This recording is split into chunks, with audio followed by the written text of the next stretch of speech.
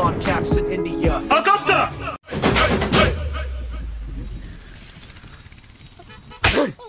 Gila bai! Wayo!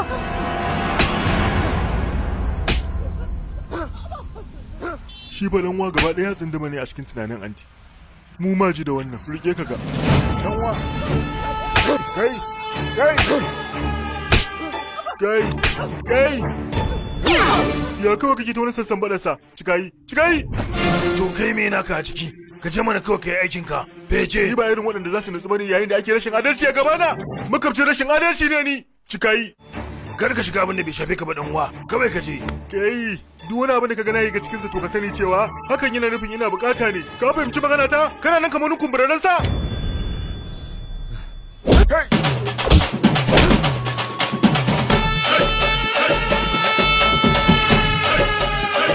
Wayo, gaskiya ba, ka san madu. Mu je asibiti ne?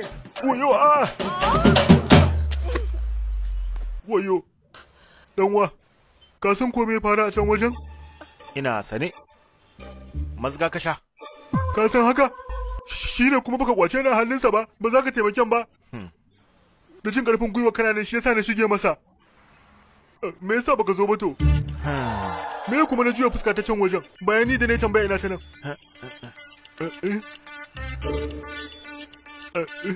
Kenan haka yana nufin anti ta ce ba ta son faɗa akan titi? Na fa na faɗan titi.